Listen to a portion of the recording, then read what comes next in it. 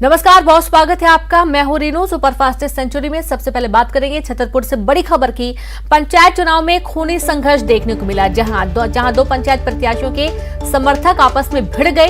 दोनों पक्षों में जमकर लाठी डंडे चले। समर्थकों ने हवाई फायरिंग की।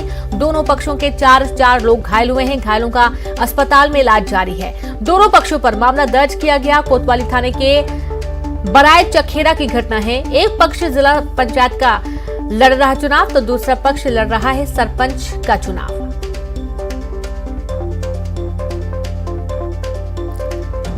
तो दो पक्षों में खूनी संघर्ष, दो पंचायत प्रत्याशियों के बीच झगड़ा हो गया और संवाददाता सुनील उपाध्याय जुड़ गए। सुनील, किस बात को लेकर झगड़ा हुआ दोनों के बीच में? सबसे पहले बता दें कि जो पूरा मामला है ये कोतवाली थाना क्षेत्र के बराजखेड़ा गांव का है, जहां पर जिला पंचायत सदस्य के लिए चुनाव लड़ रहे और सरपंच पद के लिए चुनाव लड़ रहे समर्थकों के बीच में विवाद हो गया। विवाद की वजह चुनावी प्रचार बताया जा रहा है। फिलहाल पूरे मामले की पुलिस जांच कर रही है। विवाद इतना बढ़ा कि आपस में ही दोनों पक्षों में जमकर लाठीडंडी चले और हवाई फायरिंग की बात भी सामने आई है। वहीं इस पूरे घटनाक्रम में 8 लोग घायल हुए। दोनों पक्ष के 4 लोग घायल हुए हैं, जिन्हें इलाज के लिए अस्पताल में भर्ती कराया गया है और भारी पुलिस बल भी गांव में तैनात करा दिया गया है। पुलिस पूरे मामले की जांच कर रही है और दोनों पक्षों पर मामला भी दर्ज कर लिया गया है। बता दें कि अभी 25 जून को प्रथम चरण का जो है मतदान यहाँ पर होना है, तो चुनाव प्रचार अपनी जोर पर है और इसी को लेकर प्रचार के दौरान ही ये विवाद हुआ है। जी बिल्कुल, शुक्रिया आपका सुनील तमाम जानकारी के लिए।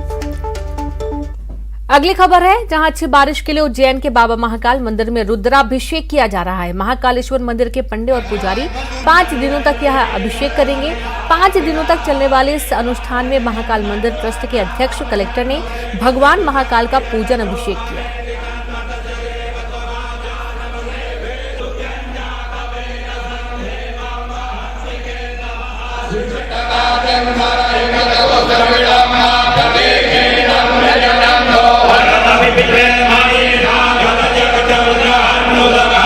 देखिए, बाबा महाकाल के दरबार में उत्तम जल कल्पवृष्टि की कामना के लिए, राष्ट्र कल्याण के लिए समय समय पर अनुष्ठान किए जा रहे हैं। इसी क्रम के अंदर आज बाबा महाकाल के दरबार के अंदर महारुद्र किया जा रहा है, जिससे राष्ट्र के अंदर उत्तम जलवृष्टि हो।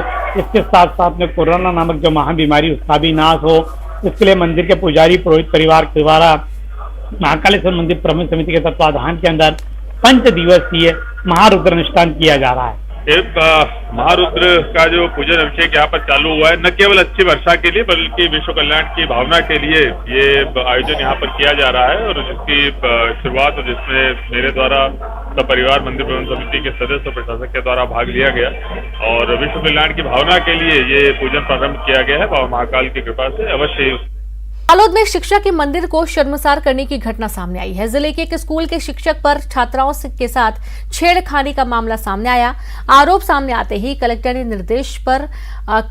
निर्देश पर शिक्षक को सस्पेंड कर दिया गया। तो वहीं पुलिस के पास मामला पहुंचते ही एसपी ने तत्काल कार्रवाई करने के निर्देश गुरूर थाना प्रभारी को दिए, जिसके बाद आरोपी शिक्षक पर छेड़छाड़ और पॉस्को एक्ट के तहत मामला दर्ज किया गया और आरोपी को न्यायिक रिमांड पर भेज दिया गया। अपराध क्रमांक 309/222 जिसमें एक आरोपी शिक्षक हैं कैलाश कुमार, जिस पर कई दिनों से ये आरोप लगा था कि वो छात्राओं के साथ छेड़छाड़ किए हैं, जिस पर से हमने अपराध कायम किया है धारा 354 ग और पॉक्सो एक्ट 7, 8, 9, 10 के तहत और आरोपी को जुडिशियल रिमांड में आज भेजा गया है। सूरजपुर में त्रिस्तरीय पंचायत उपचुनाव को लेकर प्रशासनिक स्तर पर तैयारियां तेज हो गई हैं। रामानुजनगर ब्लॉक के परसापारा पंचायत और सुमेरपुर पंचायत के साथ ही ओड़गी ब्लॉक की खैरा पंचायत में सरपंच पद के लिए उपचुनाव होगा। तो वहीं 3 पंचों के पदों पर भी उपचुनाव होगा। 28 जून को सुबह 7 बजे से 3 बजे तक मतदान होगा और वोटिंग के बाद ही मतगणना की प्रक्रिया पूरी हो जाएगी। शांतिपूर्ण चुनाव के लिए कलेक्टर ने तीनों पंचायतों में एक बार एक तहसीलदार को सेक्टर मजिस्ट्रेट नियुक्त किया है। निर्वाचन का उपचुनाव जो 2022 में अभी संपन्न होना है, इसमें हमारे पास सरपंच के 3 पद रिक्त हैं और पंच के 2 पद रिक्त हैं। सरपंच के जो पद रिक्त हैं उसमें रामानुजनगर में परसापारा और सुमेरपुर और ओड़गी में खैरा पंचायत में उपचुनाव होने हैं। सरपंच और पंच के लिए कुल 2331 मतदाता अपना वोट डालेंगे। नए शिक्षा सत्र की शुरुआत होते ही बस्तर में पढ़ने वाले छात्रों का मूल्यांकन और उनका मासिक आकलन किया जाएगा। आकलन स्कूल में पढ़ाने वाले शिक्षक करेंगे। जब तक छात्र उस कक्षा में दक्ष नहीं हो जाता है तब तक उसकी आगे की पढ़ाई नहीं की जाएगी। प्रदेश सरकार ने नए शिक्षा सत्र में शिक्षकों के साथ साथ जिला शिक्षा अधिकारी को टास्क दिया है। बस्तर में शिक्षक की अलग जगाने और बच्चों में शिक्षा के प्रति जागरूकता के लिए उनको ज्ञान के साथ साथ क्लास में अव्वल आने के लिए प्रेरित किया जाएगा। सभी शिक्षकों को इसकी मॉनिटरिंग की जिम्मेदारी भी दी गई है। बच्चे क्योंकि कोरोना काल में पढ़ाई में पिछड़ गए थे, तो इस बार कोशिश यही होगी कि उनका मासिक आकलन अच्छे से हो और उनकी दक्षताओं का पता लगाया जा सके, और जो दक्षताएं वो पूरी ना करते हो पहले उन पे ध्यान दिया जाए और फिर उनको अगली दक्षता की ओर बढ़ाया जाए। जी बिल्कुल, शिक्षक उनको अपग्रेड करेंगे, उनको उपचारात्मक शिक्षण देंगे और उनकी जो दक्षताएं छूट गई हैं उनमें उनको परिपूर्ण बनाएंगे। छत्तीसगढ़िया फिल्मों के कोरियोग्राफर और फिल्म कलाकार निशांत उपाध्याय का देर रात निधन हो गया और उनके निधन से बॉलीवुड में शोक की लहर है।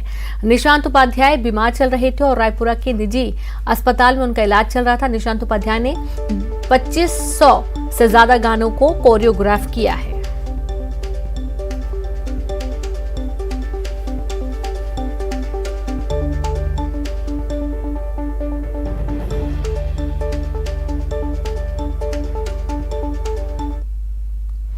अगली खबर भोपाल से बड़ी खबर है, जहां पर कांग्रेस का चुनाव प्रचार अभियान का आगाज 24 जून से। कमलनाथ 24 जून को सिंगरौली में करेंगे जनसभा को संबोधित। 26 को सागर में होगा कार्यक्रम। तो 24 जून को सिंगरौली में पूर्व सीएम कमलनाथ जनसभा को संबोधित करेंगे। 26 को सागर में कार्यक्रम होगा। कांग्रेस का चुनाव प्रचार अभियान का आगाज 24 जून से हो रहा है और आप देखिए कि बीजेपी ने पहले से ही या कल से ही इसका चुनावी प्रचार शुरू कर दिया था, लेकिन कांग्रेस पीछे हुई और कांग्रेस 24 जून से चुनाव प्रचार अभियान की शुरुआत करने जा रही है। कमलनाथ 24 जून को सिंगरौली जाएंगे, जहां पर जनसभा को संबोधित करेंगे। 26 को सागर में कार्यक्रम तय है।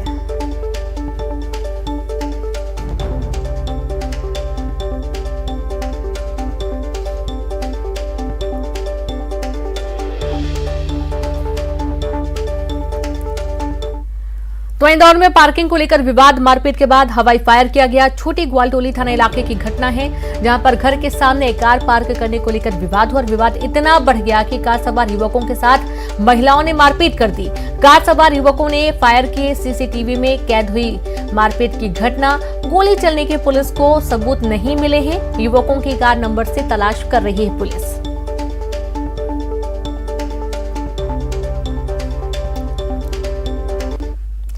और अब बात पन्ना की करेंगे, जहां पर किसान का हाई वोल्टेज ड्रामा देखने को मिला। किसान पेड़ पर फांसी का फंदा बनाकर चढ़ गया और हंगामा करता रहा।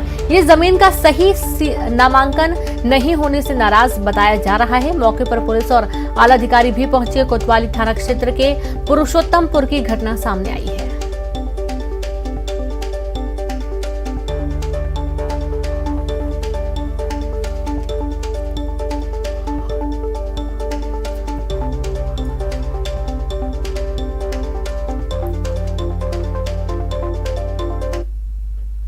सागर के डॉक्टर हरि सिंह गौर विश्वविद्यालय के गर्ल्स हॉस्टल में अनियमितताओं को लेकर 3 दिन से स्टूडेंट भूख हड़ताल पर हैं। छात्रों ने कुलपति के गुमशुदा के पोस्टर लगाए हैं। आपको बता दें कि इनकी 5 सूत्री मांगे गर्ल्स हॉस्टल की टाइमिंग बढ़ाने, छात्राओं द्वारा जितने दिन भोजन नहीं किया जाता उसका शुल्क ना लिया जाए, भोजन की व्यवस्था में सुधार और पानी की आपूर्ति सुचारू करने की मांग की गई है।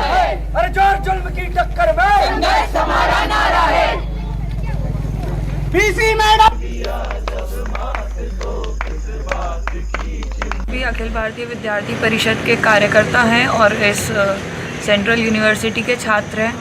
हम लोगों का तीसरा दिन हो चुका है। हम लोग हड़ताल पे बैठे हुए हैं क्योंकि 1 महीने पहले हम लोगों ने एक ज्ञापन सौंपा था यहाँ पे सेंट्रल ऑफिस में, जिसमें कन्या छात्रावासों की कुछ समस्याओं को लेकर कुछ मांगे रखी गई थी। 1 महीना पूर्ण हो चुका है ज्ञापन दिए, ना हमें अभी तक कोई उत्तर मिला है और ना ही उन समस्याओं का कोई समाधान हुआ है। इसलिए हम लोग पिछले 3 दिन से यहाँ पे हड़ताल पे बैठे।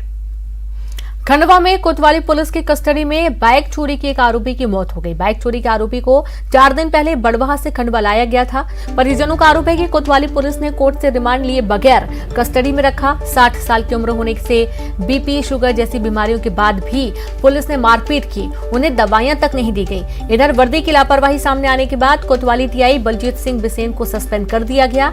आपको बता दें कि आरोपी मृतक पर बाइक व टवेरा कार चोरी करने के प्रकरण दर्ज थे। एसपी की स्पेशल टीम ने 4 दिन पहले उसे गिरफ्तार किया था और वह 4 दिन से हवालात में बंद था। मजिस्ट्रियल कमेटी की निगरानी में शव का पोस्टमार्टम किया जाएगा।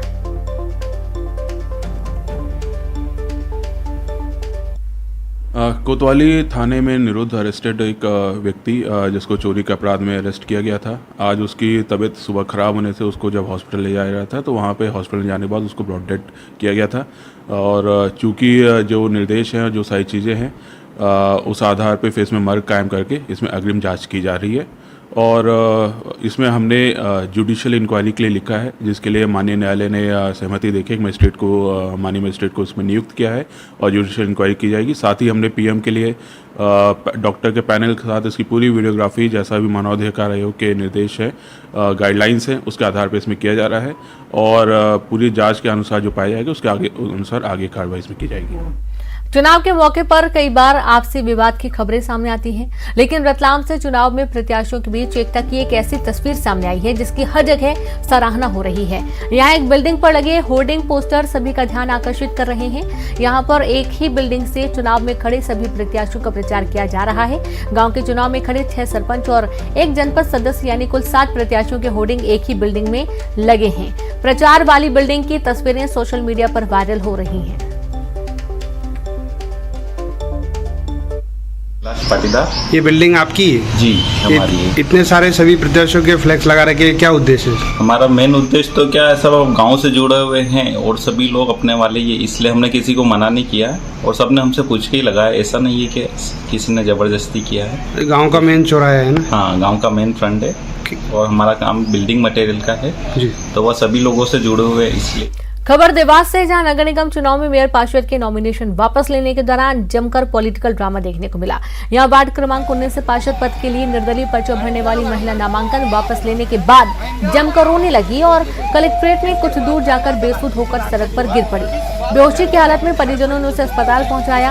इधर परिजनों का आरोप है कि नामांकन वापसी के लिए कुछ लोगों ने उसे धमकी दी थी। वीडियो सोशल मीडिया पर वायरल हो रहा है। ओ गाड़ी बुलाओ यार भैया फटाफट।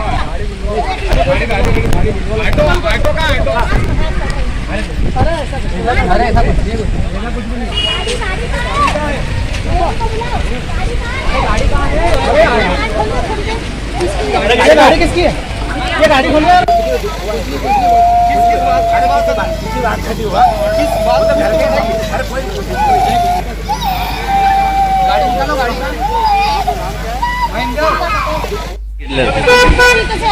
बीजेपी के थे वो हमको धमकी मिली फॉर्म खरीदने की। किसने धमकी दी है? किसने धमकी दी बताइए ना दीदी। मंदसौर में नगर पालिका चुनाव में नाम वापसी के बाद भी बीजेपी में बगावत रुकने का नाम नहीं ले रही है। ज्यादातर वार्डों में बागी उम्मीदवारों ने अपने नाम वापस नहीं लिए हैं और सबसे ज्यादा आक्रोश नगर पालिका अध्यक्ष रहे राम कोटवानी के खिलाफ है। यहां से राम कोटवानी के खिलाफ भाजपा के ही पूर्व पार्षद और नगर पालिका उपाध्यक्ष सुनील जैन महाबली ने पर्चा भरा है। इधर बीजेपी विधायक यशपाल सिंह सिसोदिया का कहना है कि बागियों का कोई वजूद नहीं है, हमने उन्हें पार्टी से निष्कासित कर दिया है, परिषद भारतीय जनता पार्टी की ही बनेगी।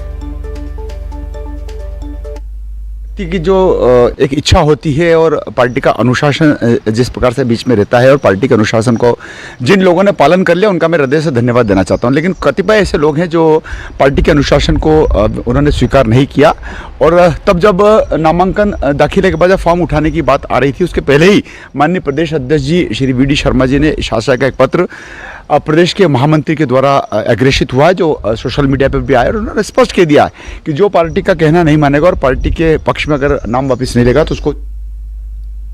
जांजगीर चांपा में बोरवेल में गिरे राहुल की हालत में तेजी से सुधार हो रहा है। बिलासपुर के अस्पताल में भर्ती राहुल के सभी टेस्ट नॉर्मल आए हैं और उसके शरीर से इन्फेक्शन पूरी तरीके से खत्म हो गया है। राहुल अब सहारा लेकर चलने लगा है। डॉक्टरों ने उसकी स्पीच थेरेपी भी शुरू कर दी है। अस्पताल से शनिवार को उसकी छुट्टी हो सकती है। शनिवार को राहुल अपने घर जा सकता है।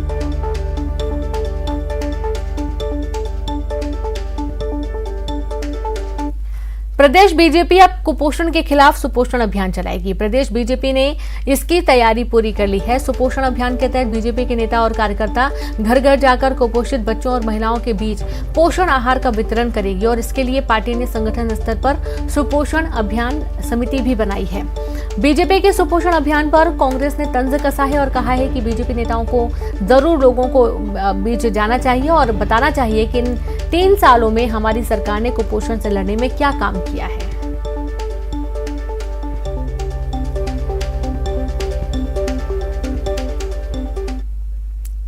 और इसी के साथ इस बुलेटिन में इतना ही। नमस्कार।